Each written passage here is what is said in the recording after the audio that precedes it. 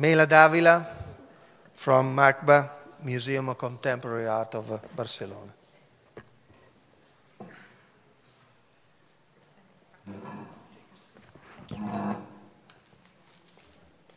Hello, good morning.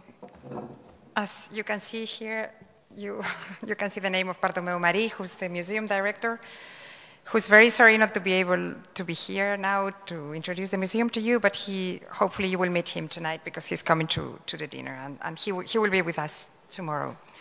I'm Mela Dàvila, so I'm kind of Mela the person as opposed to Mela the project. I'm the head of the study center of MACBA, which is the most recent development of the museum in this kind of unfolding of activities that has been going on since the museum started 15 years ago. And I have a background basically in literature and modern languages, but I've been working in museums since 15 years ago, most of the time in publishing and dissemination activities. So the last stage so far for me has been to take the responsibility of kind of put into motion the study center of the museum. And I think one of the reasons why I was chosen to do this is because one of the main objectives of the study center is not just to collect and keep and preserve, but also to disseminate the contents of our collections. That's one of the main goals of what we do, and this is why I think they wanted to have more of a dissemination approach to the whole structure of it. In the first slide I've chosen, you see the buildings that are now kind of have become the MACBA cluster. We started off with the building in black, which is the museum building, the main museum building, where you have the exhibition spaces, and was designed by Richard Meyer, and it's a huge, white, very attention-calling building. But then we kind of started developing more and more activities other than exhibiting, and so we were kind of occupying different buildings around the main museum. So as you see now, we have the main building. We also have an auditorium with a very intense collection of different public programs, cinema programs, lectures, etc. We have recently added to this the Capella MACBA, which is a former church which is now devoted to site-specific projects by contemporary artists. And then 3 years ago, we started with the study center, which is the building at the bottom of the drawing, where we have basically what we have is a library that was already existing before, but we have expanded it very much to encompass not just contemporary art, but also contemporary art practices and cultural studies in general, or several parts of the cultural studies kind of field. And then also an archive. The archive didn't exist before, so the library was already there. The archive is brand new. We have so far catalogued, I think, 6,000 items, which is a really tiny collection of documents. I think it's important to underline the fact that the archive is new because we, in our daily kind of practice, we're facing many of the theoretical topics that many of you have dealt with in your presentations, like for instance, Ian was talking about market value and what happens to the archive when it becomes market value and so on. This is something that we face every day in our decisions. Do we buy an archive? Do we not buy it? If we don't buy it, how do we acquire it? What archives we buy for preservation? What documents, I mean, what are contemporary art documents and what kind of documents you preserve, etc., etc.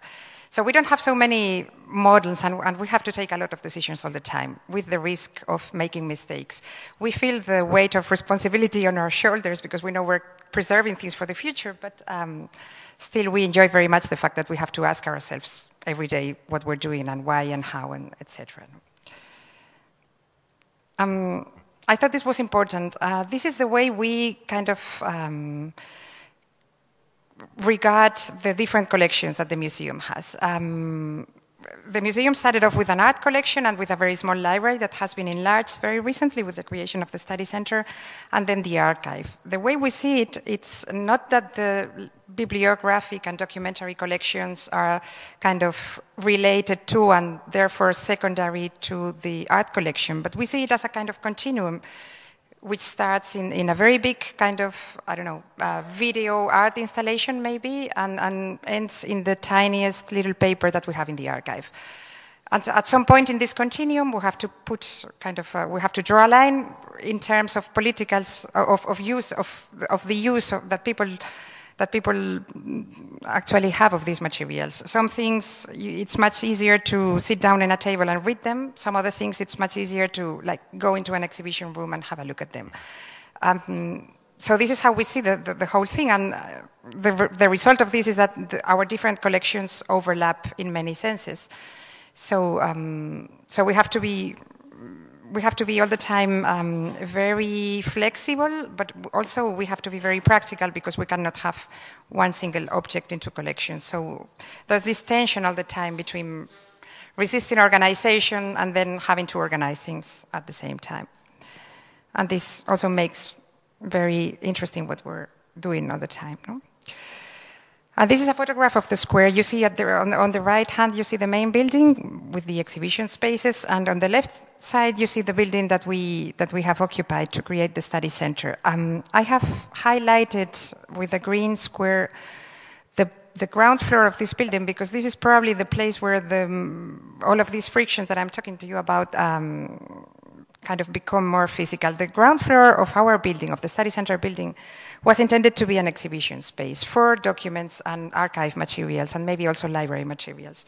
So we started off producing exhibitions there, and they were successful in some senses, and in some others they were extremely frustrating because we're kind of using the expertise and the knowledge of the museum in terms of exhibiting and displaying objects. And we have come to realize that when you're displaying objects and library objects, and archive objects in particular, it's really not very easy to rely on like traditional art exhibition techniques. It's really frustrating. I mean, putting a book in a vitrine is very castrating and very frustrating for us and for the readers or users who want to have a look at it. Framing things, putting glass in between the user and the paper is always something that museums have been doing on and on, but we think there's an important need to rethink the whole way in which archive material and library material is presented to the user so that they can browse through it in different ways. In a way, it's like this space is a space of friction for us because it's where museum visitors can become library users, but it's not a library. So we want to explore very much how this could work and how we can kind of take advantage of this ambiguity to make it more interesting for people to come here. I've chosen some slides of these exhibitions that we've been doing so as to show you that they were exactly white cube kind of displays. Here you have the first one. This was an exhibition of musical scores, and we wanted to combine the audio recordings of those scores with the actual scores, and this is what we did, but it's, in a way, I mean, extremely museological, as you can see. It doesn't have anything to surprise anybody, or it doesn't turn you immediately into a user, but expects you more to be a visitor and to kind of contemplate more than anything else. This was another exhibition that, again, relies on the same kind of display tricks. It was a collection of different materials that were produced by artists with political kind of propaganda intentions. And it all comes from the archive materials that we've been collecting. You see the vitrines, you see everything framed very nicely on the wall, and this is what feels a little bad for us. This was another experiment. It was a little bit more successful. What we did here, this was a presentation of materials about contemporary art in Brazil. And what we did here was to mix archive materials that you see in the vitrines with all of the bibliography about contemporary art in Brazil that we had in the library. We took it down, we put it in the ground floor like this, as you can see on the long shelf. And people were expected, they had seats, and they were expected to sit down and actually have a look at the books. And it did happen, even though, I mean, this is just a shelf. It's not nothing really brilliant, but it did happen that people sat down and spent their time reading. And this was another exhibition, one of the most recent ones. This is a collection of books, of fiction books written by visual artists, which we have kind of identified as a new phenomenon that has been happening in the last 10 years or so. We started looking for these kind of materials, and we very quickly gathered a collection of some 150 titles. So what we did was just put them all together as several copies, bring them down to the exhibition floor and have seats again and expect people to read. In this case, it didn't work so well. I think our feeling is that fiction is something that people don't expect to read in a kind of exhibition, presentation, museum space, but I don't know, I think this could be more deeply explored probably. So this is the context. I should mention something for which I don't have any slide because it doesn't exist physically. At the same time that we're creating this archive of documents related to contemporary art practices, we're also archiving the history of MACBA. MACBA has been existing for 15 years, but we didn't have any archive of our own activity. And since we're involved in contemporary art, we're not only kind of observing it, but also playing a role in it. And it's important to document what we do. So we've started kind of the institutional archive of the museum, and this has raised a lot of questions about how to document the exhibitions that have already happened, and you don't have any kind of, you don't have any way to bring the user to the exhibition anymore. We have various materials. We have like, I don't know, the architecture plans. We have various lists of works in different stages of every project. We have exhibition photographs, we have videos in some cases, we have interviews in some other cases.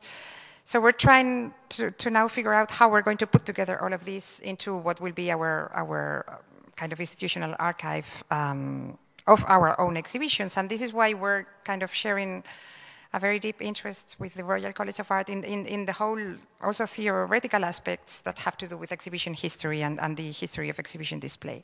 So this is something that we want to kind of work deeper into, taking advantage of the MeLa project.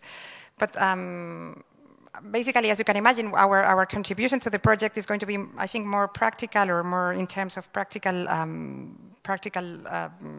practice, if you may say so, than in terms of theory. We're supposed to be supporting research, and we have already started things like a guest research program, etc. But we don't have in our staff anybody who's only devoted to research. So we do research along the decision process and development of our daily tasks.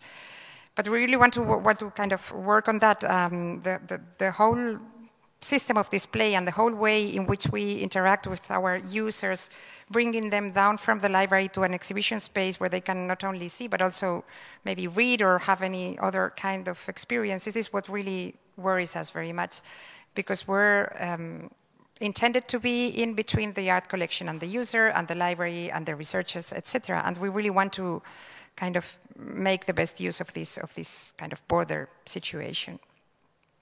And I think this is it.